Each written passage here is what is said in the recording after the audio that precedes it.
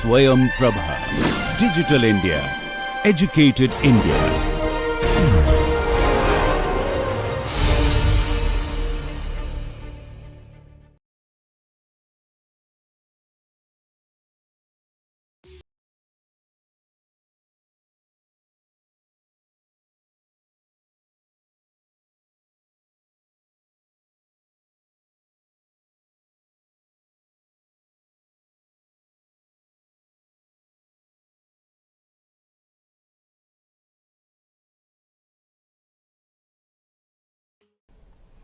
I welcome you to this lecture of flow through porous media, and we were discussing this miscible displacement or miscible flow when a flow takes place in a porous medium and then there is simultaneous mixing taking place.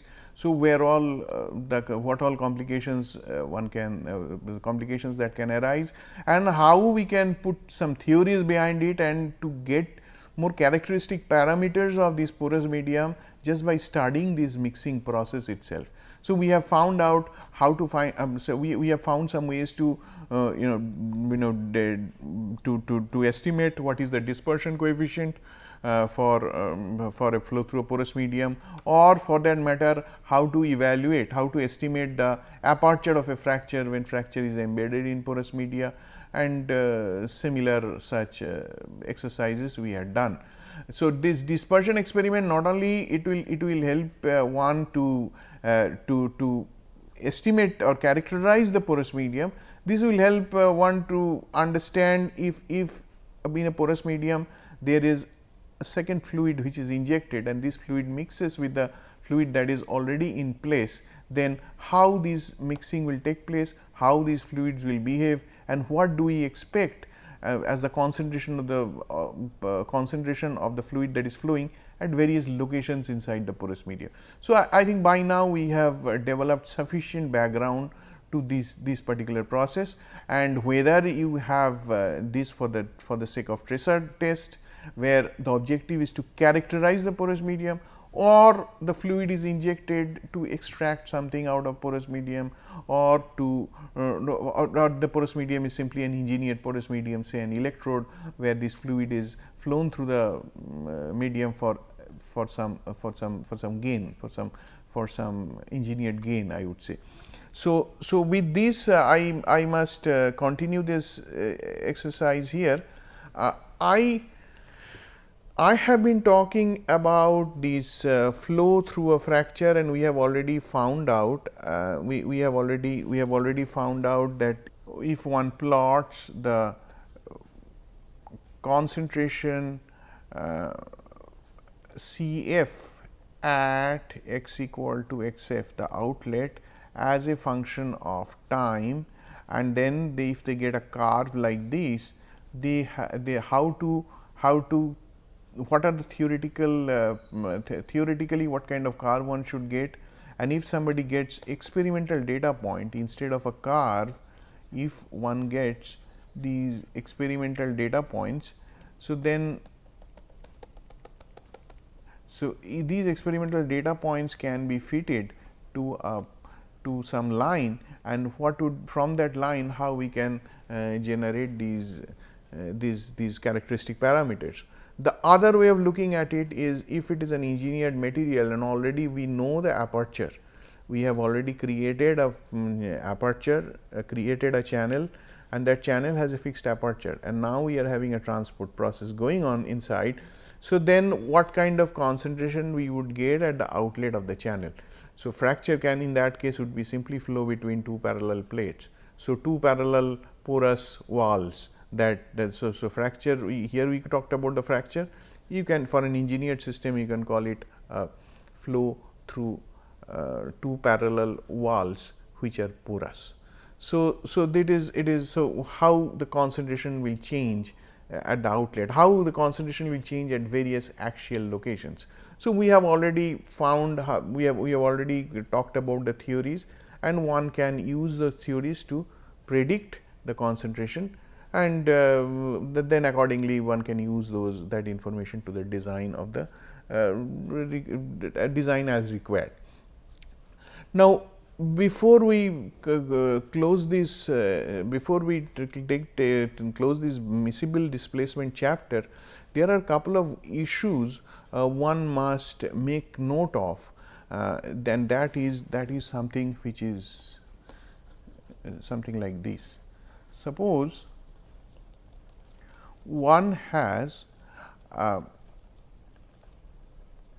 we said that this is a displacement, right.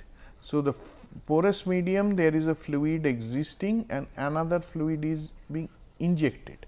So, as this other fluid is injected, one expect that the other fluid is injected, and so this other fluid that is being injected, that is simply that will displace the fluid which is already placed in the porous medium. That means, if this is the conduit, so we have one fluid that is existing,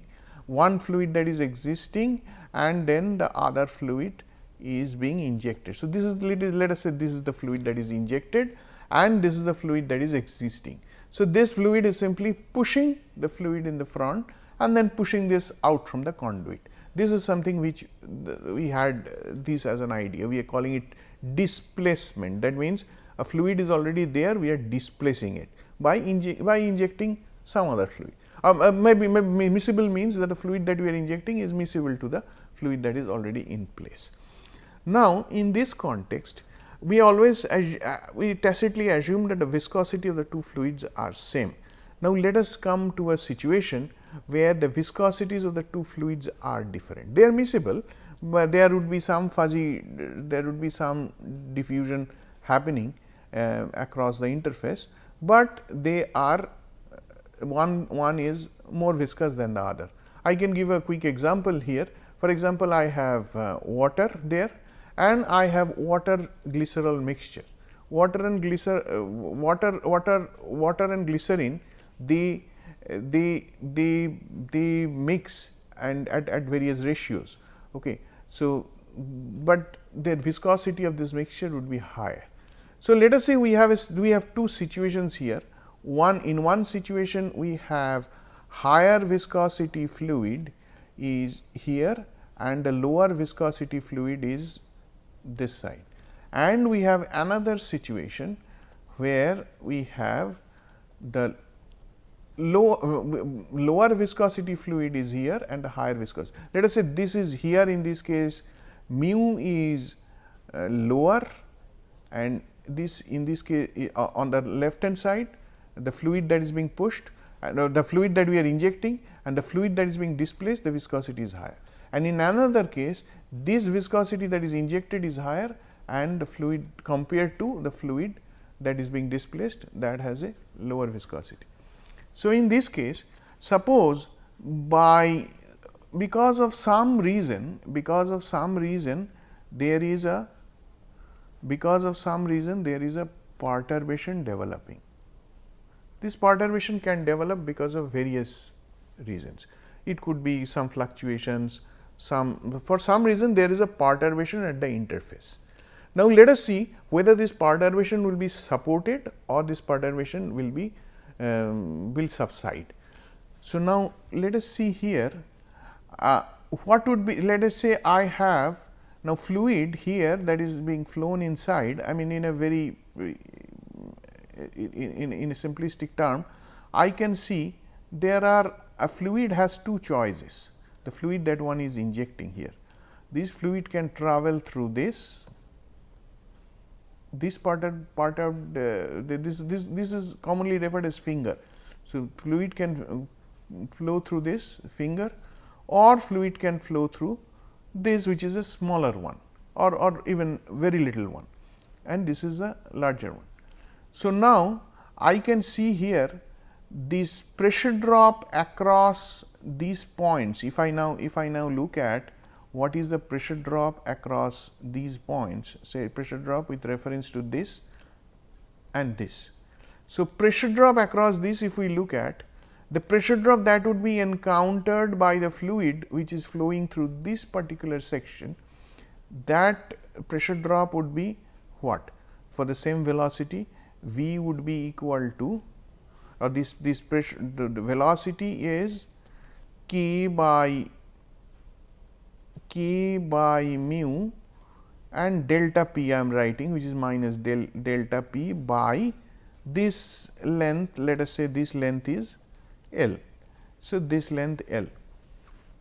Okay.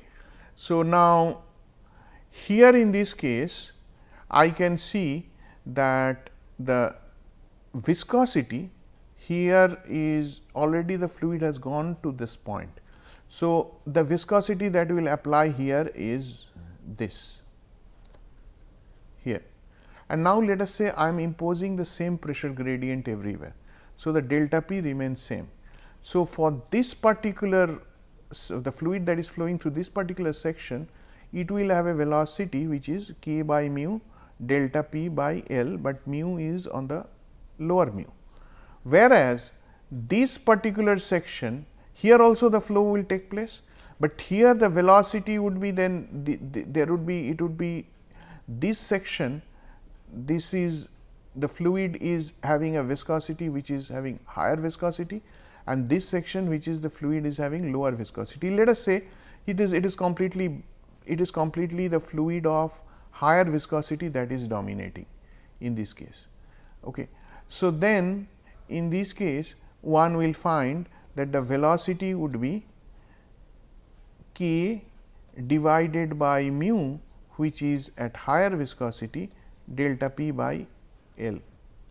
So, automatically the fluid, if fluid gets a choice, or if you so essentially if the fluid is flowing, I mean if the fluid gets a choice here, I can see in one case the viscosity is lower, that means here the velocity would be higher, and here the viscosity is higher. Basically this entire length section is dominated by higher viscosity fluid. So, that velocity of this fluid will dominate the pressure drop here. So, naturally the velocity at which the fluid will travel in this direction, the higher viscosity fluid, that will define how at what rate the lower velocity fluid will travel. So, then this velocity would be automatically much lower and this velocity would be much higher.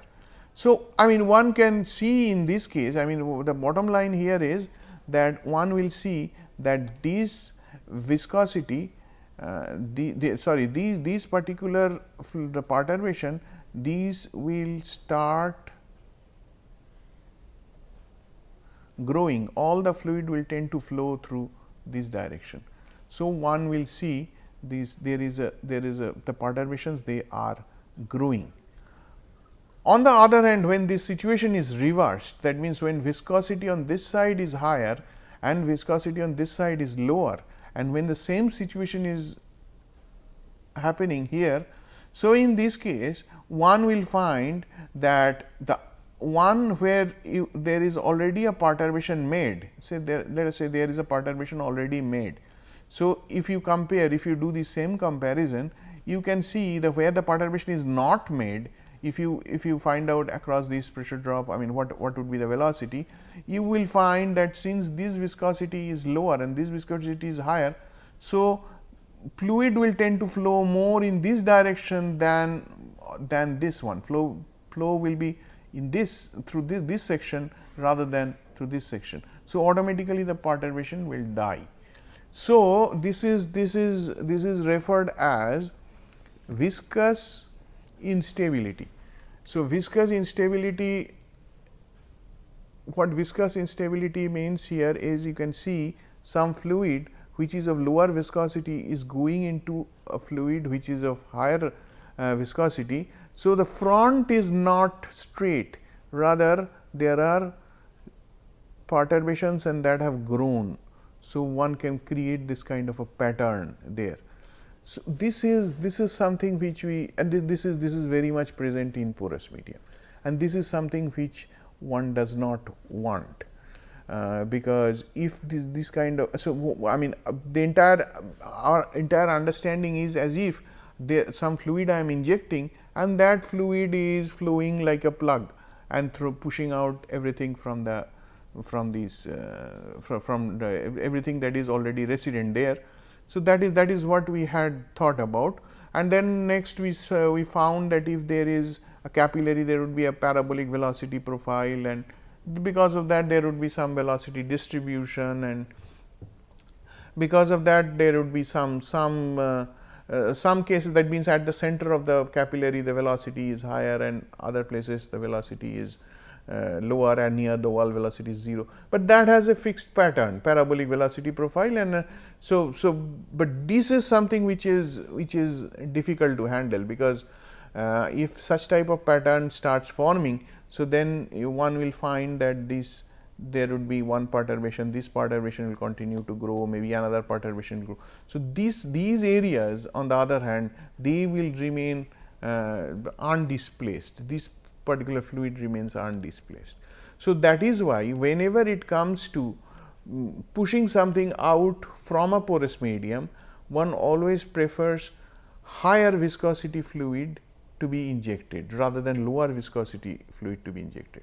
So that is one reason any such displacement process from a porous medium, one put additional thickener so that the velocity, so that the viscosity increases, so that such type of viscous instability does not develop at the interface.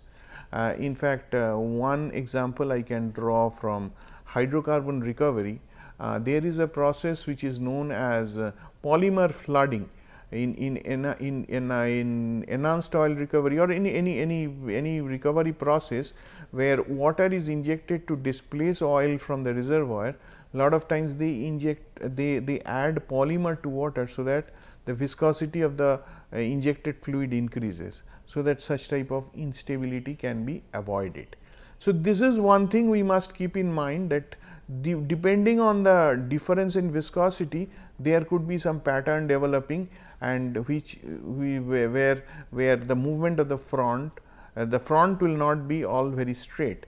Whereas if you have the viscosity which is higher, the injected fluid viscosity which is higher, which is the case in these, here we can expect a very straight front and no such instability or no such perturbations protruding out, such thing will not happen. So this is one note I must put here.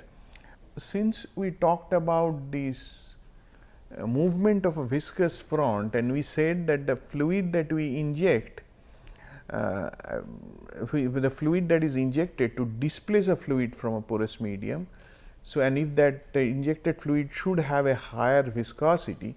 So, what kind of complications can develop if you have two different viscosities? One fluid which is present there is of lower viscosity, and the fluid that you are injecting is of higher viscosity. So, how to handle that kind of a flow? So, first of all, I can see very well that when this entire porous medium is at a lower fluid that is inside this porous medium is at a lower viscosity, then for a particular flow rate the pressure drop would be less, or for a particular pressure gradient the velocity would be more. Whereas, if I have a higher viscosity, I mean it's all common sense, is that if we have V superficial, we had written V superficial is equal to minus K by mu del P del X, or in a linear sense we write K by mu delta P by L. Here delta P is P in minus P out. So, then this is, if this is so, then we can very well see that if the gradient remains same, then superficial velocity is inversely proportional to viscosity. Okay.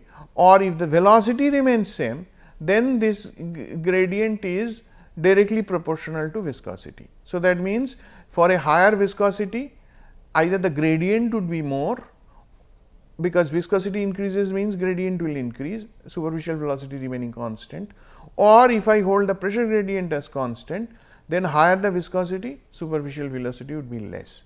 So, in that case, if a viscous front travels into the porous medium where a less viscous fluid is present, so we expect that with time either the pressure gradient will change if we maintain a constant velocity, or if I maintain a constant pressure drop, constant delta P by which the flow takes place, then the superficial velocity will change with time. So, that is something which we must make note.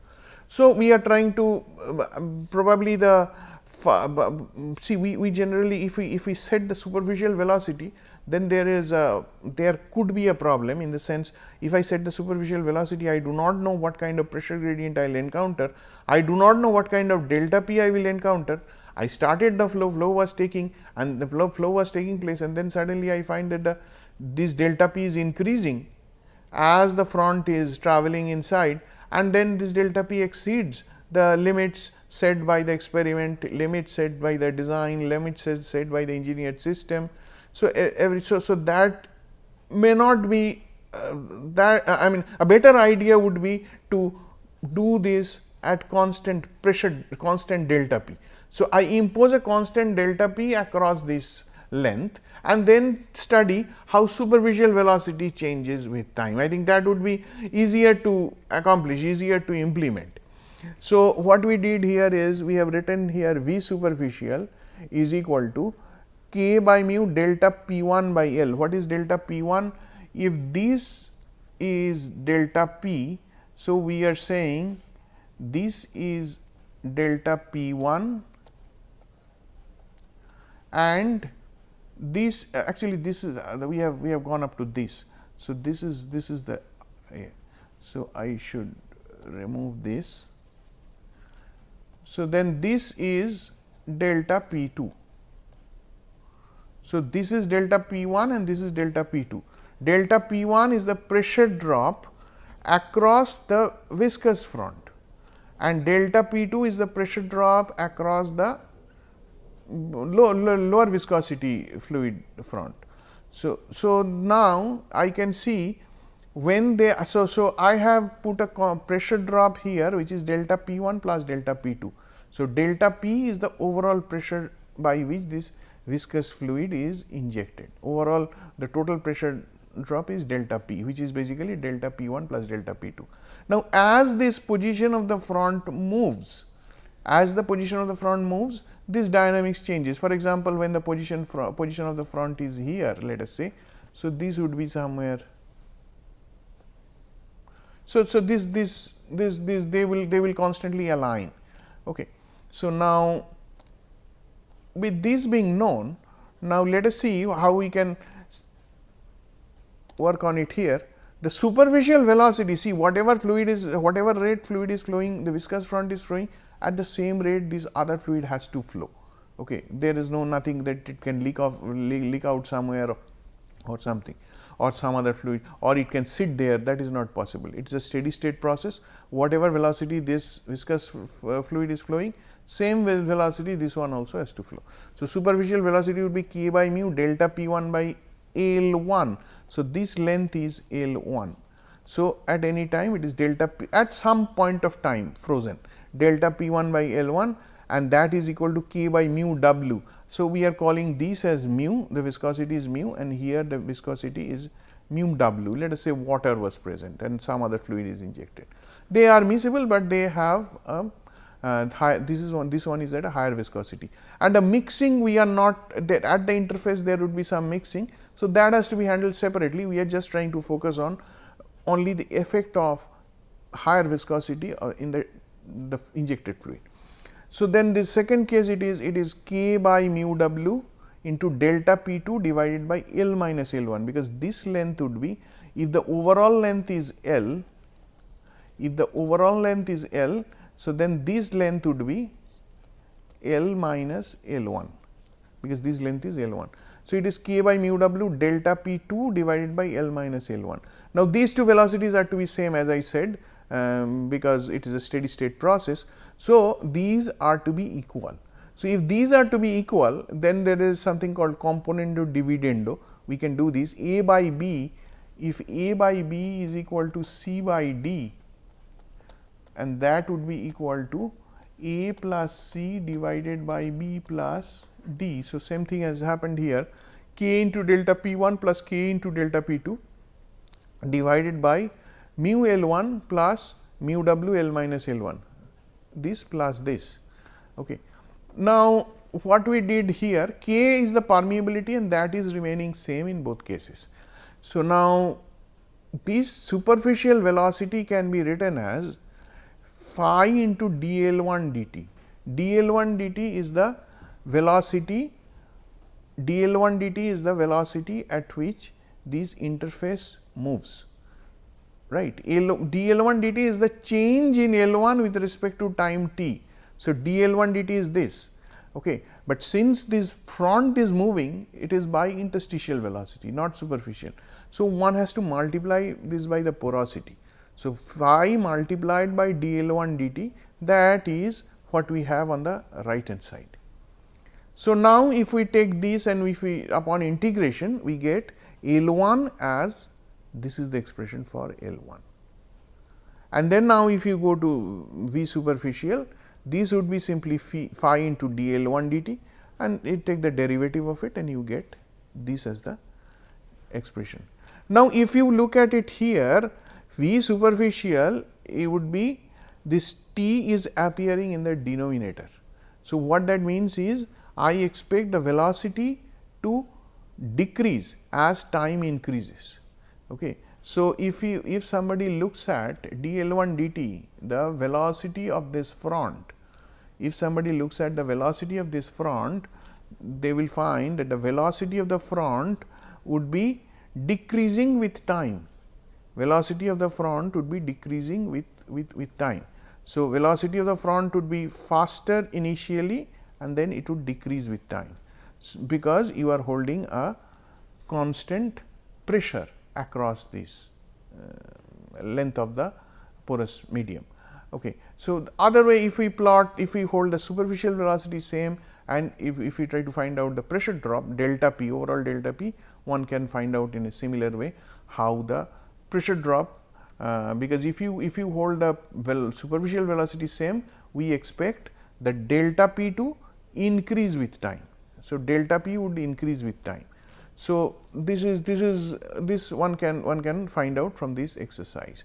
So, these are some of the issues one must keep in mind when it comes to displacing a fluid from a porous medium by injecting another fluid. So, we talked about the dispersion process, the mixing process, but in this particular lecture, the lecture that I had just now, here we talked about some other issues that may come up when one conducts a miscible displacement with regard to viscosity of the two fluids. If the viscosity of the two fluids are different, then there are such issues coming up. For example, viscous instability can happen if injected fluid is of lower viscosity than the resident fluid viscosity, and this can be avoided, this instability can be avoided by injecting a fluid of higher viscosity. But when you inject a fluid of higher viscosity, one can expect that the velocity will not remain constant with time, it will vary with time. If the delta p, the pressure drop across the length of this porous medium is held constant, or in other words, if the flow rate is held constant, then the pressure drop will change with time. So, with these takeaway message, I want to close this discussion on this chapter on miscible displacement, and what I would do next from next lecture, I will talk about the immiscible displacement, where the two fluids that are one fluid is pushing the other fluid, but then the two fluids are not miscible. An example of immiscible system is water and oil. So, if you have water and oil and something is already present and you are injecting the other type of fluid. So, how they will behave? They cannot mix, they cannot flow together, they cannot have dispersion. They are the physics is somewhat different. So, we will get to discussion on this in the next lecture. So, this is all I have as far as the miscible displacement is concerned. Thank you very much.